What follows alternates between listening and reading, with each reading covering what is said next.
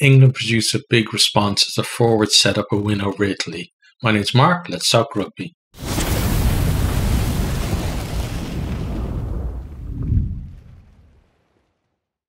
England's pack really did step up for them today, got them a great platform, and they were so aggressive in defence as well. They made it really hard for Italy all through the game. At the first couple of minutes, we have the first scrum. England get a penalty from that. They decide to go up the line. England then spread it from the line out. Farrell chips it through, but Italy are able to ground. But it's given as a 5-metre scrum rather than a dropout because Italy knocked it on into the in-goal area. So Italy then, they're more solid from this scrum, managed to set up a maul from a Barney, kicks clear. England then knock on again through Dombrandt. Italy get free kicked at this scrum though, no break foot from Nicotera. We then have a scrum to England. Italy are much stronger in this one. England do manage to get it out though, and they kick it through. Italy ground it over the line to have a dropout, and Italy are kind of finding it hard at this point to get out of their own half. From the restart then, Morisi gets pinged for hands beyond the ball. England, it's in a nice kickable position for them. They could just go for the post, settle some nerves, get 3 points on the board, but they'd say, no, we're going for the corner. So Farrell kicks it into the corner. From the line out then, Itoje claims it.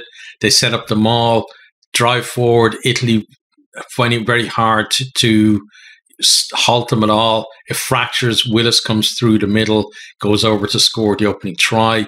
Farrell converts that one from out wide, 7-0. Italy really did struggle with England's maul, and it was kind of something that happened all throughout the game. England as well, they're making big hits in defence. We see a massive one from Itoje on Lamoureux. Lamoureux's foot kind of got stuck underneath him just as he was getting hit. He needs some treatment immediately after. And then a few minutes later, when we have a break in play, he's still getting treated and he has to go off. That's a big loss for Italy there. Not just because he's a fantastic player, but he's turning into an amazing captain as well and such an inspiration for those around him. England's defence, they're pushing Italy back. Italy are kind of, they're sitting very deep, and by the time the players are coming onto the ball, England's rush defence means that they're receiving the ball well behind the gain line, and then often they're getting knocked back as well. So they're kind of going backwards and forwards, and sometimes getting over the gain line, sometimes getting hit back. We do see some strong carries though from the likes of Negri, managed to get them back to halfway. England then concede a penalty. Italy decide to go up the line. England infringe at that line out. Italy start going through the phases. We see Capuozzo gives us a flash of what he's capable of. Kind of, close to the line, nice little step, gets in behind, gets within a few meters of the line, but then the move breaks down. I think we have a knock on there. We come back then for the penalty from England at the line out. Italy decide to go into the corner. They go to the front, set up the maul, but England are able to sack that maul. They go through the phases again, but strong defence from England is holding them out and again pushing them back. They're going from within a few meters of the line to the edge of the 22. England then forced them all again, turned the ball over. Some good work from Willis and Dombrandt there. England win a penalty for Italy stepping back at the hit from the scrum that comes after that. Italy in the scrum were they didn't seem to want to accept the hit for one reason or another, and it was costing them a lot in the game. England from there, they work it upfield. There's a kick, and they kind of like an up and under. Malins gets pushed, or he pushes someone, he gets pinged for that. Italy, a bit of relief for them. They go up the line. At this point now, Lamoureux, as I said, he can't continue. So he goes off. Zuolani comes on. Italy, they're finding it hard, though, to make ground. And, you know, they're trying to hold on to the ball, but they're not really going anywhere. Willis gets over the ball, gets a penalty for England, and they go up the line again. They set up the maul. It makes good initial ground. Italy concede another penalty. England again go into the corner. Fischetti then gets pinged for in at the side of the maul. Italy get warned by the referee. Like the only way they seem to be able to halt this English maul is illegally. Back into the corner then from England. Another penalty conceded by Italy at the maul. Lorenzo Canone gets a yellow card. England then decided they're going to tap the penalty rather than go to the line at this time. They do some pick and goes, and eventually Chesham goes over to score. Farrell converts this one from pretty much in front, 14-0. And it feels like at this stage, Italy are in real trouble. England's power game, that maul, they just can't deal with it. And they're giving away too many penalties, which is allowing England to go to that maul, in the danger zone so often. And then, like, the contrast in the aggression of the defence of both sides is so stark. Like, England, great line speed, real power coming through in the defence as well. They're either making big hits or they're just getting in there in the Italian passing channels, making life difficult for them. Everything from Italy has to be pinpoint perfect or there's going to be a knock-on. They're going to get smashed. From Italy's point of view on defence, they're being very passive. England are getting good yards. Even maul defence, they're kind of, standing off. And you kind of think like they look like they're going to, with the lineouts, they look like they're going to go up and challenge. They don't. But then when the maul is formed, they're not set to hit it either. So they're kind of stuck between two stools and it's really not working out for them. England, they come again. They're looking for another try. Italy look desperate in defence. From a goal line dropout, then England gather it to come again. They spread the ball. Malin's nice little show and go from him. He steps Capuzzo, gets in behind, and then he gives it to Van Poortvliet, who goes in under the post. But then we have a TMO check, and we see that there was an obstruction from England that created that gap that Malins was able to go through.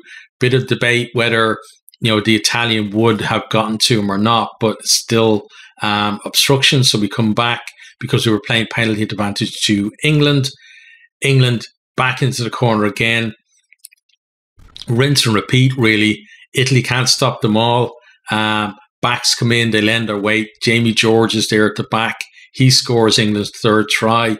Conversion is missed this time. It's 19-0. And you feel like Italy need half-time at this stage. Like, Lamoureux is gone. They don't really have a leader on the field to kind of grab them by the scruff of the neck and get them to, step things up. Only a couple of minutes to go. They need to hang on there and maybe, at halftime they can reset. England do try a chip over close to the line, but it gets knocked on. And there we've got halftime. So Italy can get in there and maybe, calm down a little bit and rebuild for the second half. England, they've been pounding the Italian defence with big runners from the likes of Toji, Genge, Ludland, Dombrandt. They're all making meters. Willis there as well. And Sinclair, a lot of willing carriers from them. Not seeing much of the ball going out to the backs, really. Not, that combination of Slade and Lawrence, not really seeing the ball all that often. Italy, by contrast, as I said, ball carrier, he's well behind the gain line when he's receiving the ball, and often they're going backwards in contact as well. So it's really difficult for them to get any kind of platform in the game. Into the second half then, Italy, come out much better. Lorenzo Canone wins an early penalty. They go up the line, and if feeling at that stage they need to make something of this, unless Italy or England, are just going to blow them away.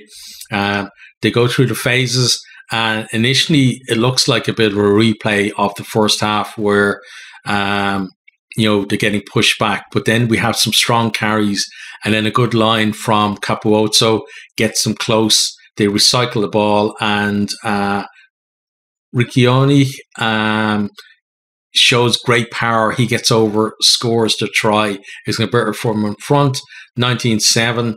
And there's a glimmer of hope there really for Italy at that stage. England then tried to bludgeon their way through the Italian defence, but Italy looked more resolute in defence at this stage. We have a massive hit from Negri on Farrell. There's a bit of offers there between the two of them, and then a few other players get involved, but it's just kind of handbags. England knock on close to the line. It's a scrum to Italy, and there's a bit of a statement of intent from Italy, really, that they're not just going to lie down here. Put in a strong scrum, but it wields, and England are able to get in and nick the ball as it comes out of the scrum. But England then give it back to Italy. Varney is able to kick clear. Italy, though, really are looking better so far in the second half. They win a penalty then at the breakdown, and there's big celebrations for them. They really do look fired up. Try scorer then, Riccioni is replaced by Ferrari, and we see Negri manage to sit Genge down with a strong carry, really flatten the guy, and Sinclair has to go off for a busted nose. And initially it looked like, just from the replays, because camera cut away, it actually looked like it was Negri who did it to him. But what happened was Negri smashes into Genge. Genge drops on the ground, and Sinclair is close by, and Genge's body kind of hinges, and his leg comes around. And he kicks Sinclair in the face. So he did it to his own player. He's got to go off for blood. Shortly after then, England win a penalty, decide to go to the corner. Italy's small defence is looking stronger at this stage, but it's ruled to be illegal, so it's a penalty try. Ferrari, who's just come on, he gets sent to the bin. 26-7, that's the bonus point try for Italy as well. Then we have kind of a period of kick tennis where neither team really gets on top there. England then decide to go through the phases, hold on to the ball. Italy are looking more aggressive in defence. You wonder, if they had started like that, how close the game might have been at this stage. We do, though, have a great kick from Farrell, pins Italy close to their own line. Italy, they're able to clear, but England, again, they're keeping them pinned in their own half. Basically in between, close to their own try line to the halfway line. It's really hard for them to get any further than that. We then have a scrappy period of play. Both teams, they're making a lot of changes, and we're not really seeing much continuity in play. Varney then, he gets his timing spot on. Basically, what he does is England have a scrum. Dombrandt is there, leaning down to pick the ball up, and Varney, just as he gets the ball, pulls his arm, forces him to knock the ball on. It was a nice bit of play from him there. Then after that, the teams kind of swap possession again. It's a bit scrappier. England then set up a line out. They decide to attack off it. Ollie Lawrence comes on a hard line, crashes through the defence. Padovani just about stops him short of the line. and he almost offloads as well, but ball goes forward, and we have a scrum to Italy, but that was some run from Lawrence. It was pretty much the only thing we saw him do during the game. Not really through his own fault. It was just that England weren't moving the ball as much as Italy were trying to do. Italy then, they tried to play the ball close to their own line. Before the scrum was awarded, they were playing the ball around behind their own line, and luckily they had the knock-on advantage. And England almost score again then, as like they make an error, but they're able to hold on to the ball. They then break up the line through Capozzo and Varney. There's an amazing offload from Bruno, who's on at this stage, that sets up the break for Capozzo. And like, you can see that the components of a really special performance are there in Italy's game, but they've just got to be able to put them all together for a full 80 minutes. And they actually remind me a little bit of Zebre this season. We've seen Zebre at home this season run a lot of teams close, including Leinster on the opening weekend of the URC, where there's lots of good stuff, but they just can't quite put it all together to produce that win. And that's how this Italy performance is kind of looking to me, that there's something there, but they've just got to be able to link it all together and, cut out errors. And you can see that there is a lot of potential in this team. Back to the game, though, we have some great running lines and more pace coming into the ball, allows Menoncello to go through a gap. He finds Fusco, who goes over to score. That's converted from in front, and we're at 26-14. And Italy, suddenly they're finding holes in that English defence that weren't there in the first half. England's intensity has dropped off a little bit, but you can see that Italy also are putting more pace on the ball and actually making it more difficult for England to be aggressive. And at this stage, I feel like Italy, they're sniffing a famous comeback, but England, ruthlessly snuff it out. You have a bit of magic from Mitchell. He picks and goes, draws two defenders, and sets up Arundel to score in the corner.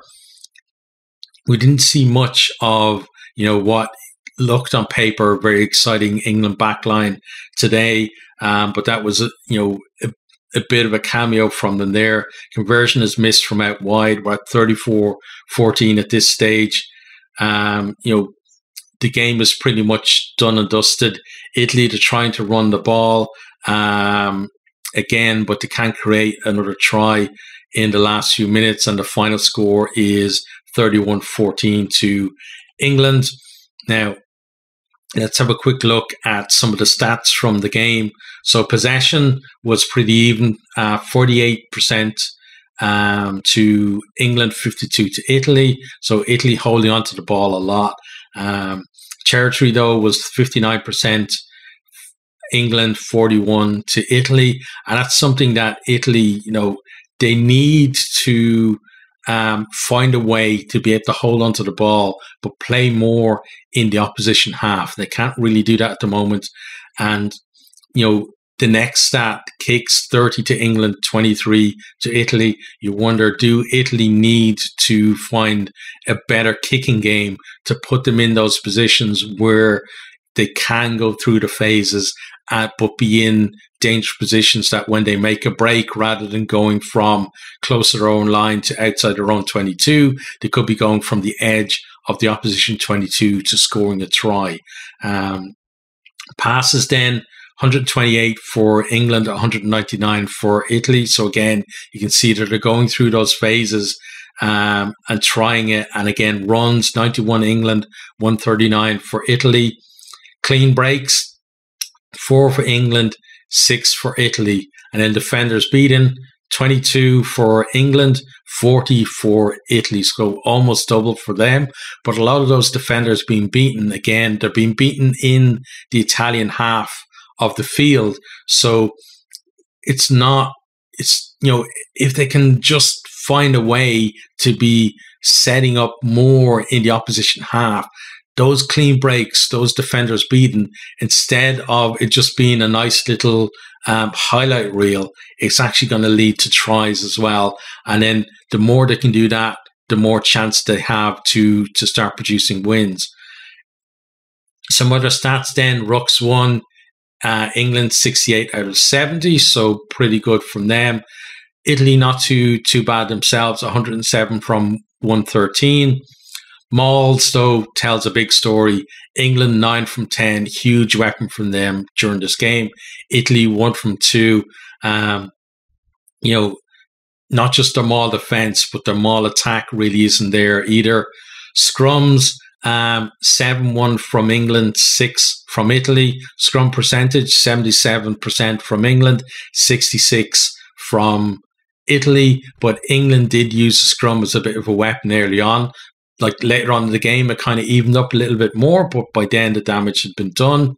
Lineouts, 21 from England and 14 Italy, both went 100%. But then another key stat, and something that really hurt Italy: penalties, 7 from England and double that, 14 from Italy.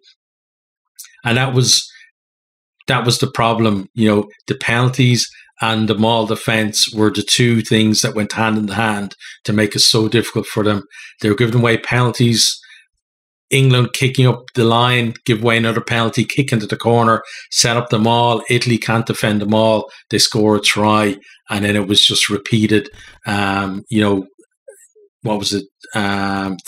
3 or 4 times during the game, and Italy, they've either got to be able to cut down the penalties or be able to defend the mauls better. If they can do one or other, games like this are going to be closer for them.